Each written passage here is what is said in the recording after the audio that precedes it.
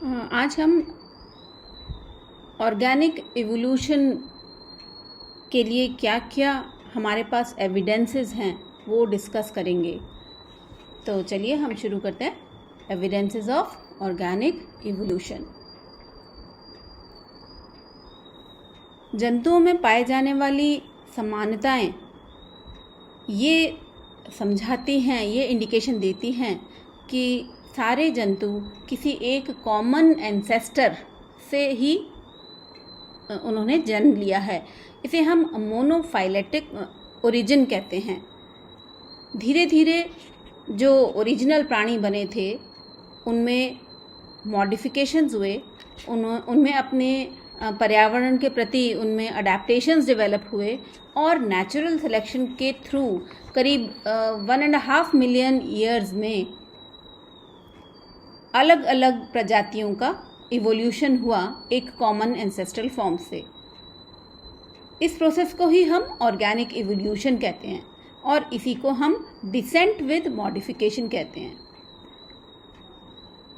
इसके कुछ हम फीचर्स बता सकते हैं, जैसे कि सबसे पहले अर्थ पर यूनिसेल्युलर ऑर्गेनिजम्स आए। Multicellular organisms in unicellular organism से ही इवॉल्व हुए।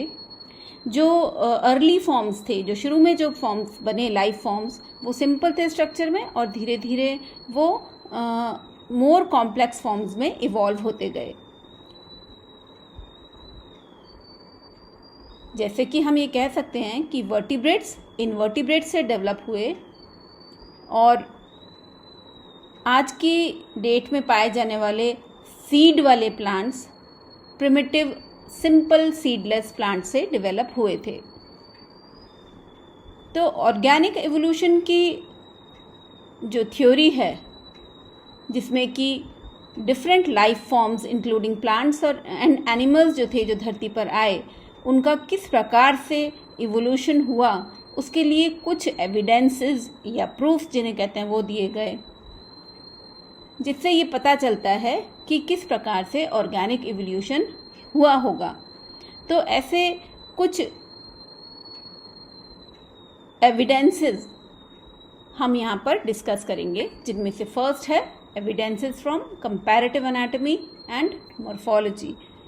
एनाटॉमी और मॉर्फोलॉजी, स्ट्रक्चर बाहरी कैसे दिखता है, बाहरी रूप, और इंटरनल स्ट्रक्चर कैसा होता है, उसे हम बोलते हैं मॉर्फोलॉजी और एनाटॉमी। तो सभी ऑर्गेनिजम्स एक कॉमन प्लान को शेयर करते हैं, जिस पर कि वो बने हुए हैं, जिनका स्ट्रक्चर उस प्लान पर बना हुआ है, और ये बताता है कि इसीलिए सारे जंतुओं का एक कॉमन डिसेंट है। तो अगर हम जंतुओं की कंपैरेटिव एनाटॉमी और कंपैरेटिव मॉर्फोलॉजी को स्टडी करें तो हमको पता चलेगा कि सारे जंतुओं का एक कॉमन एंसेस्टर रहा होगा। तो ये एविडेंसेस हमको मिलती हैं होमोलोगस ऑर्गन्स, जैसे कि आप यहाँ पर देख सकते हैं। ये होमोलोगस ऑर्गन्स या जिसे होमोलॉजी कहते हैं, एनालोगस ऑर्गन्स या एनालॉजी और होमोप्लेजी, अडेप्टिव डाइवर्जेंस और अडेप्टिव कन्वर्जेंस से मिलती हैं हमको ये एविडेंसेस। नेक्स्ट पे चलते हैं। तो होमोलॉजी या होमोलोगस ऑर्गन्स क्या होते हैं? तो होमोलोगस ऑर्गन्स देखने में या अपीयरेंस जिसे कहते हैं उसमें अलग अलग होते हैं और अलग अलग फंक्शंस परफॉर्म करते हैं, लेकिन उनका इंटरनल स्ट्रक्चर जो होता है वो सेम बेसिक पैटर्न पर होता है और उनका एक कॉमन ओरिजिन होता है। जैसे कि आप वर्टिब्रेट्स यहाँ पर कुछ दिखाए गए, वर्टिब्रेट्स के लिम्स, वर्टिब्रेट्स के 4 लिम्ब के स्ट्रक्चर में आप देख सकते हैं। यहाँ पर आपको ह्यूमन, कैट, हॉर्स, बैट और डॉल्फिन, यानी अलग अलग कैटेगरीज हैं ये वर्टिब्रेट्स की, अलग अलग ऑर्डर्स को बिलोंग करते हैं।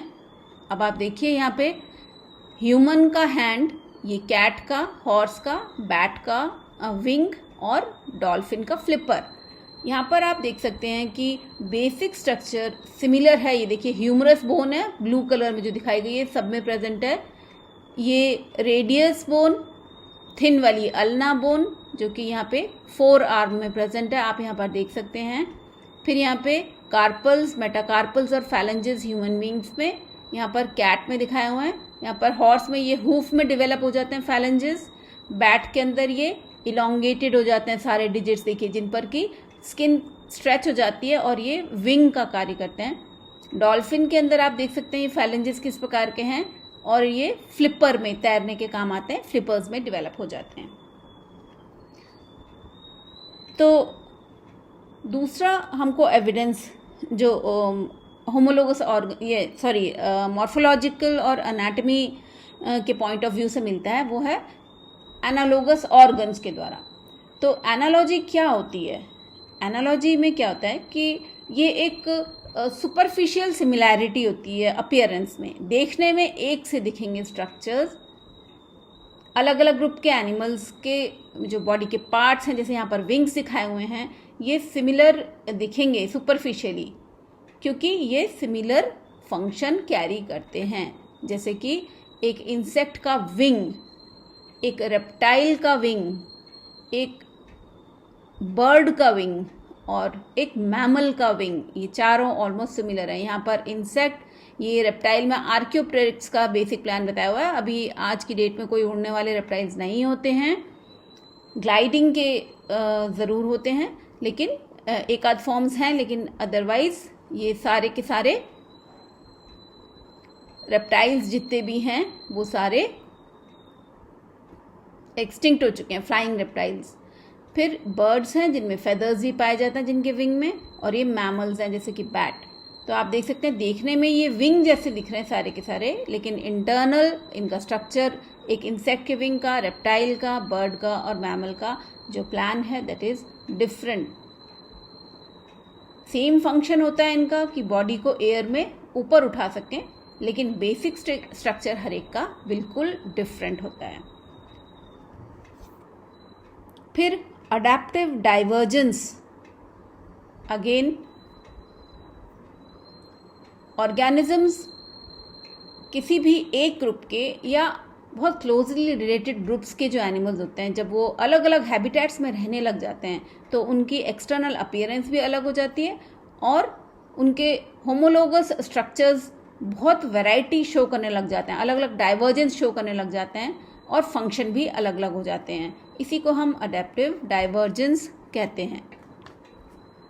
ऐसे ही दूर के रिलेटेड ग्रुप्स या बिल्कुल अनरिलेटेड ग्रुप्स जो होते हैं जंतुओं के, वो भी सिमिलर अडेप्टेशंस, अनुकूलन सिमिलर वाले दिखाने लग जाते हैं अगर वो सेम हैबिटेट में रहना शुरू कर देते हैं। इनके एनालोगस स्ट्रक्चर्स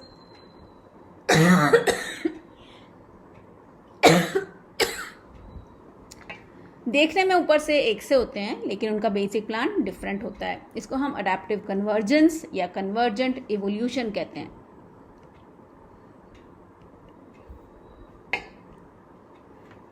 तो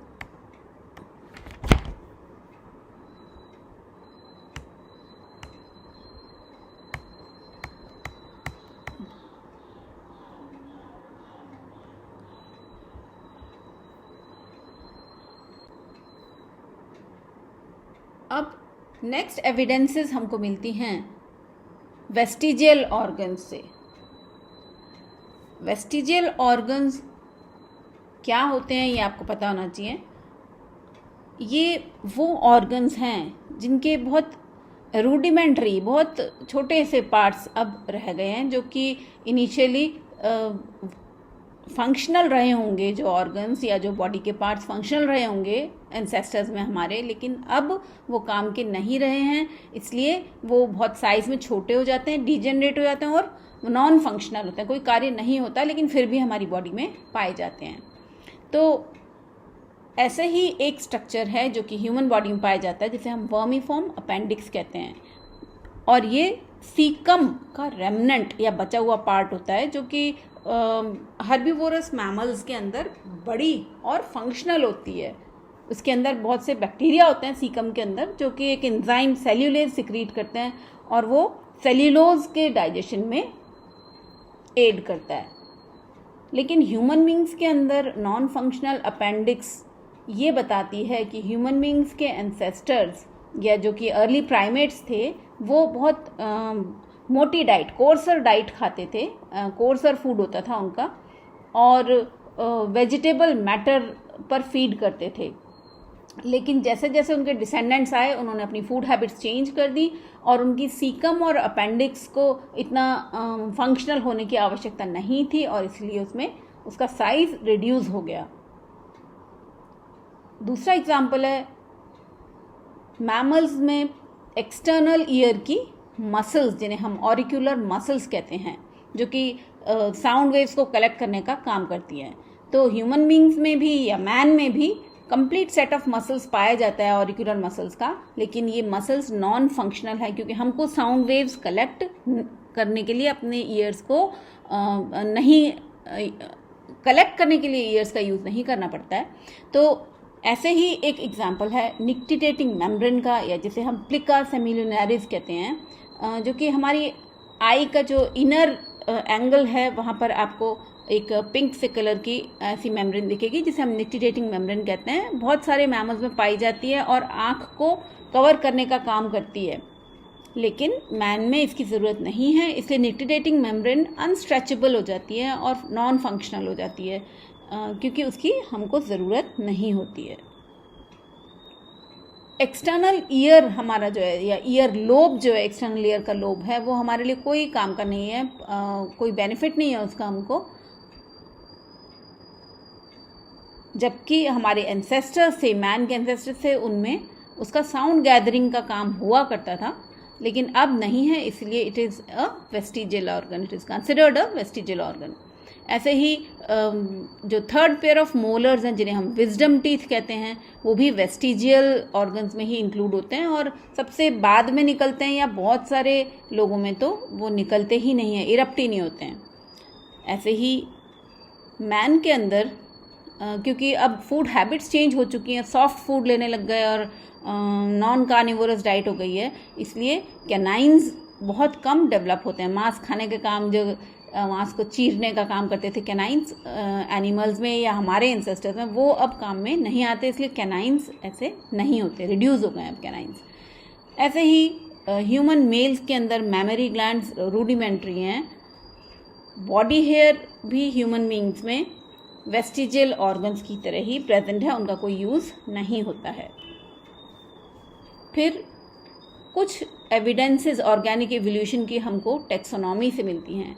टेक्सोनॉमी क्या चीज़ है? साइंस की वो ब्रांच है जो कि डिफरेंट ऑर्गेनिजम्स को का नाम रखने में, उनको डिस्क्राइब करने में और उनका क्लासिफिकेशन करने के काम में आती है। ये एक नेचुरल सिस्टम पर बेस्ड नेचुरल सिस्टम है जो कि नेचुरल एफिनिटीज़ या समानताओं पर, आपस में प्राणियों के बीच में आपसी समानताओं पर और जेनेटिक रिलेशनशिप जो होती है, जिसे हम किनशिप कहते हैं, उस पर बेस्ड होती है।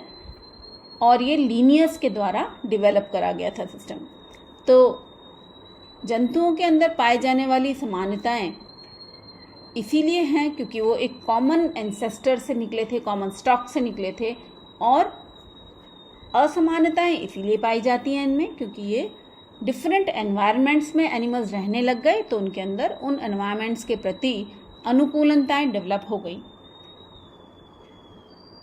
जितने भी एनिमल फाइला हम आज देखते हैं उन सब में आपस में संबंध पाया जाता है, और ऐसा हो सकता है कि हम इनको सभी प्राणियों को एक इंक्रीजिंग कॉम्प्लेक्सिटी, मतलब सिंपल से लेके कॉम्प्लेक्स फॉर्म्स के अंदर एक सीढ़ी में, एक लैडर लाइक डायग्राम में अरेंज कर दें।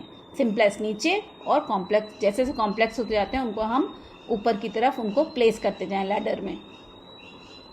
तो ऐसा हम निष्कर्ष निकाल सकते हैं कि प्रोटोजोअन्स इस प्रकार की एक लैडर या सीढ़ी में सबसे नीचे आते होंगे और कॉर्डेट्स उस लैडर में या सीढ़ी में सबसे ऊपर पाए जाते होंगे।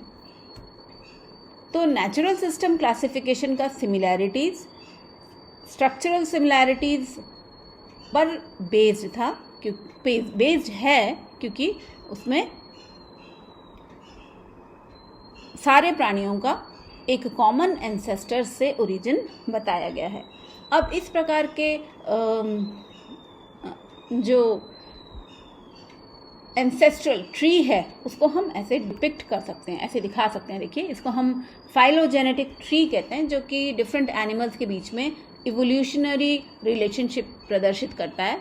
देखिए यहाँ पर सबसे नीचे इस पेड़ में प्रोटोजोअन, स्पॉन्जेस, जो सिंपल इन्वर्टिब्रेट्स थे वो दिख रहे हैं यहाँ पे, सीलेंट्रेट्स, यहाँ एकाइनोडर्म्स, फिर यहाँ पे ये फ्लैट वर्म्स, राउंड वर्म्स, स्मॉलर्स, ये सारे के सारे इन्वर्टिब्रेट्स हैं। दूसरी ब्रांच इन्हीं से ही धीरे धीरे जैसे ये हम जैसे से ऊपर जाते जा रहे हैं कॉम्प्लेक्स ऑर्गेनिजम्स डेवलप होते जा रहे हैं।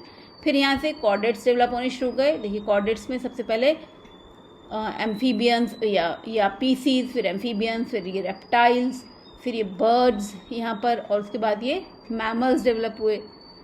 तो इसका मतलब ये हुआ कि सिंपल ऑर्गेनिजम्स फाइलोजेनेटिक ट्री में नीचे आते हैं और कॉम्प्लेक्स ऑर्गेनिजम्स धीरे धीरे ऊपर की ब्रांचेस पर पाए जाते हैं। ऐसे ही पेलिएंटोलॉजी या जिसे हम पेलियोबायोलॉजी कहते हैं, उससे भी कुछ हमको प्रूफ्स मिलते हैं कि इवोल्यूशन, ऑर्गेनिक इवोल्यूशन हुआ है जंतुओं का। कुछ लास्ट 2 सेंचुरीज से ऊपर पेलिएंटोलॉजिस्ट ने धरती पर पाए जाने वाले, धरती के डिफरेंट स्ट्रेटा में पाए जाने वाले फॉसिल्स की स्टडी करी, और उन्होंने एक जो पास्ट लाइफ है या और जो लाइफ किस प्रकार से लाइफ बनी उसको उन्होंने मिला करके एक थ्योरी तैयार की। ये जो फॉसिल्स हैं वो अर्थ के स्ट्रेटा में या रॉक स्ट्रेटा जो अर्थ का, उसमें अलग अलग क्रोनोलॉजिकल सीक्वेंस में ये पाए जाते हैं, और इससे हमको एक बायोलॉजिकल इवोल्यूशन की एक ब्रॉड हिस्ट्री या हिस्टोरिकल सीक्वेंस बनाने में मदद मिली। तो पेलिएंटोलॉजी क्या है? स्टडी ऑफ फॉसिल्स है, जो कि उन प्लांट्स और एनिमल्स जो कि धरती में कई साल पहले दब गए, उनको, उनके जो रिमेन्स हैं उनको हम फॉसिल्स कहते हैं, और उन्हीं की स्टडी को पेलिएंटोलॉजी कहा जाता है। तो फॉसिल्स क्या है? एक्चुअली में रिमेन्स या ट्रेसेस या इम्प्रेशंस हैं जो कि जंतुओं के द्वारा छोड़ दिए गए पुराने समय में, और जो कि सेडिमेंट्री रॉक्स के अंदर प्रिजर्व हो गए। तो फॉसिल रिकॉर्ड्स सबसे डायरेक्ट एविडेंस हमको प्रोवाइड करते हैं इवोल्यूशन की, जबकि बाकी दूसरी एविडेंसेस इनडायरेक्ट प्रकार की एविडेंसेस हैं जिनको कंक्लूड किया गया है, जिनको स्टडी करके।